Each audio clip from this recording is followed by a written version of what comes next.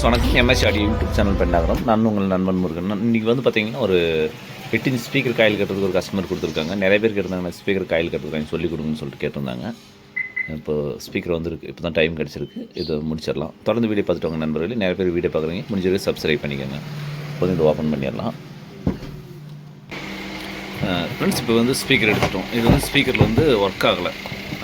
Customer கொடுக்கும்போது பார்த்திங்கன்னா work ஆகலை. இதில் வந்து காயில் ஃபால்ட் ஆகிடுச்சு. இப்போ வந்து இது வந்து எடுத்துகிட்டு வந்து புதுசாக நம்ம இப்போ காயில் கட்ட போகிறோம். ஓகேங்களா? நல்லா தெளிவாக பார்த்துக்கோங்க. நிறைய பேர் கேட்டிருந்தீங்க. அப்போ அந்த ஸ்பீக்கர் வரும்போதெல்லாம் கொஞ்சம் அவசர வேலைன்றதுனால நம்மளுக்கு அப்போ கரெக்டாக டைம் மேட்ச் ஆகலை. இப்போ வந்து இதை பார்த்துடலாம். ஓகேங்களா? ஃபஸ்ட்டு என்ன பண்ணணும், இது வந்து ஸ்பீக்கர் போயிடுச்சுன்னா ஃபஸ்ட்டு மேலே இருக்கிற பேப்பரை எடுத்துருங்க. அது ஏன்னா நான் ஒரே கையில் வீடியோ எடுக்கிறேன், அதெல்லாம் உங்களுக்கு கரெக்டாக வராது. ஏன்னா இது கொஞ்சம் லைவாக இருக்குன்றதுக்காகவே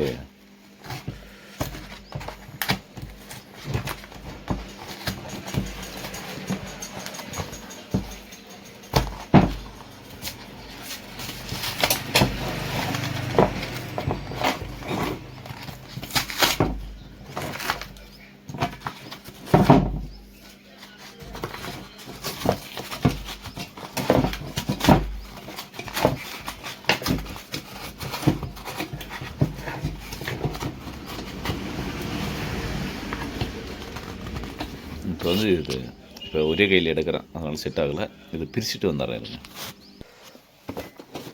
ஃப்ரெண்ட்ஸ் இப்போ வந்து பார்த்திங்கன்னா இது வந்து க்ளீன் பண்ணிட்டோம்.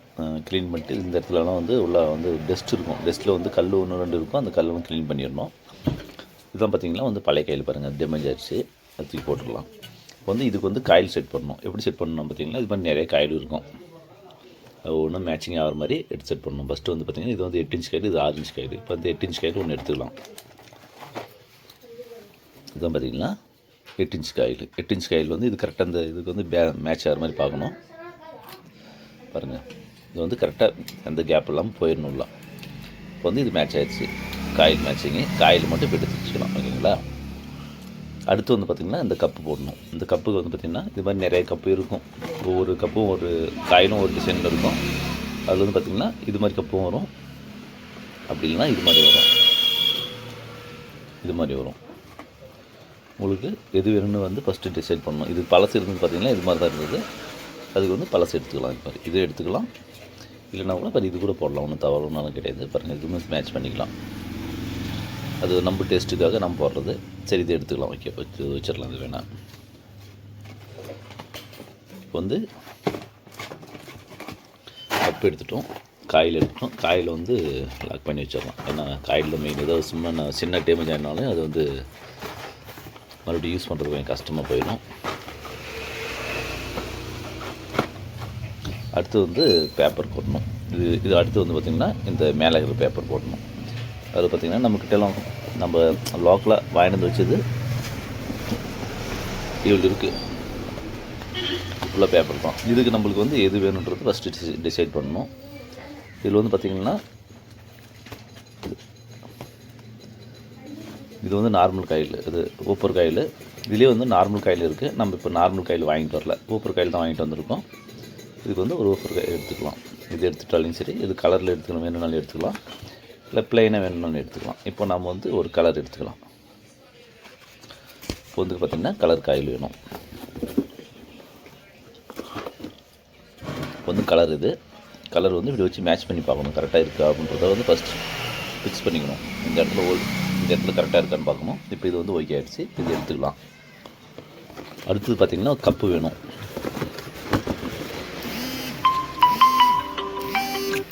அடுத்து வேணும்னா இந்த கப்பு, இது மாதிரி கப்பு வேணும். இந்த கப்புக்கு வந்து பார்த்திங்கன்னா ஒரே ஒரு கப்பு மட்டும் எடுத்துக்கலாம்.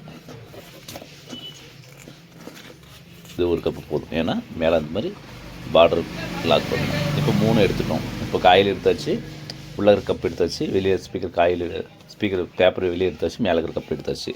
இப்போ வந்து பார்த்திங்கன்னா இது நம்ம தேவையில்லாத லாக் பண்ணிடலாம். ஃப்ரெண்ட்ஸ் இப்போ வந்து பார்த்திங்கன்னா ஸ்டெப் எடுத்துக்கலாம். பாருங்கள், இப்போ வந்து எல்லாமே எடுத்தாச்சு. கொஞ்சம் இடைவெளி எனக்கு வந்து கம்மி.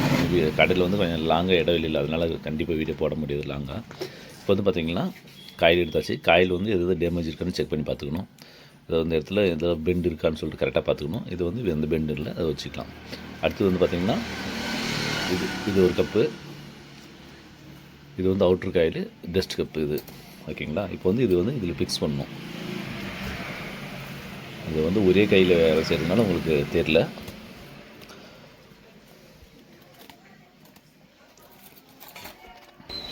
ஃப்ரெண்ட்ஸ் இப்போ வந்து பாருங்கள் காயில் உட்காந்து வச்சாச்சு. இப்போ வந்து ஏன்னா நான் ஒரே கையில் வேலை செய்கிறதுனால சரி இது உட்கார மாட்டேங்குது. அதனால் பார்த்திங்கன்னா இப்போ வந்து ஃபிக்ஸ் பண்ணிட்டேன் காயில் ஃபிக்ஸ் பண்ணிட்டு இது வந்து இது போடணும். இப்படி யூஸ் பண்ணணும்.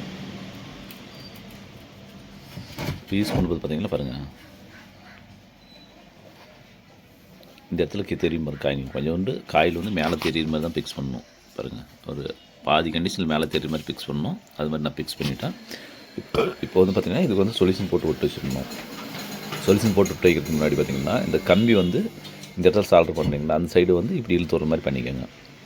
ஏன்னா ஒன்ஸ் போட்டு ஒட்டிட்டிங்கன்னா அடுத்தது கொஞ்சம் ரிஸ்க் ஆகிரும். அதனால் இப்போ வந்து இந்த இடைவெளி கரெக்டாக சரியாக போச்சு. இது வந்து ஃபிக்ஸ் பண்ணிடணும். ஃபிக்ஸ் பண்ணிட்டு இந்த காயில் பார்த்திங்கன்னா இந்த பேப்பர் இப்படி கொடுக்கணும். இந்த பிளிமெண்ட் எடுத்து இப்படி உள்ளே வச்சு லாக் பண்ணணும். லாக் பண்ணு பார்த்திங்கன்னா காயில் வந்து சென்டர் பாயிண்டில் கரெக்டாக உட்காரும் அட்ஜஸ்ட்மெண்ட்டாக. இல்லைனா இந்த சைடு அந்த சைடு அது மாதிரி ஒரே மாதிரி வந்துடும். அதுக்கு வந்து இது மாதிரி கொடுக்கணும். இது கொடுத்துட்டு மேலே வந்து ஒட்டணும். இப்போ வந்து நான் கொடுத்துட்றேன். ஏன்னா கண்டிப்பாக இது போட முடியல. நான் கொடுத்துட்டு ஒவ்வொன்றா ஃபிக்ஸ் பண்ணிக்கலாம்.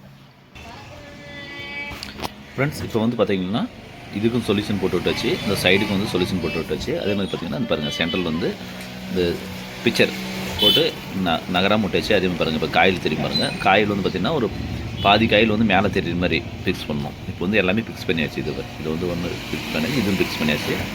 அடுத்தது வந்து பார்த்திங்கன்னா இதை ஃபிக்ஸ் பண்ண போகிறோம். ஓகேங்களா. இப்போ வந்து இதை ஃபிக்ஸ் பண்ணிடுறேன். இப்படி வந்து மேலே இருந்து ஃபிக்ஸ் பண்ணணும்.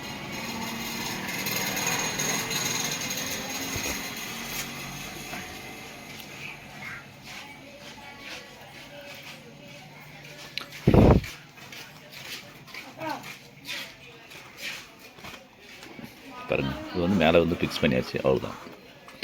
ஃபிக்ஸ் பண்ணிவிட்டு இந்தாட்டு வந்து சொல்யூஷன் போட்டு இது வந்து ஒட்டிடணும். ஒட்டிட்டு லாஸ்ட்டில் வந்து இதுக்கு வந்து பார்த்திங்கன்னா சொல்யூஷன் போட்டால் பெரும்பாலும் தாங்காது. அதனால் என்ன பண்ணணும்னா எராலடு போடணும். எராலடு போட்டு ஒட்டிட்டிங்கன்னா வேலை முடிஞ்சிடும். இப்போ வந்து மேலே ஃபஸ்ட்டு வந்து சொல்யூஷன் போட்டு ஒட்டிடுறேன். இதுக்கு வந்து சொல்யூஷன் போட்டு ஒட்டிட்டு அதுக்கப்புறம் பார்த்திங்கன்னா இதை மேலே ஒட்டுருவோம். ஓகேங்களா. இப்போ வந்து சொல்யூஷன் போட்டு ஒட்டிட்டு வந்துடுறேன்.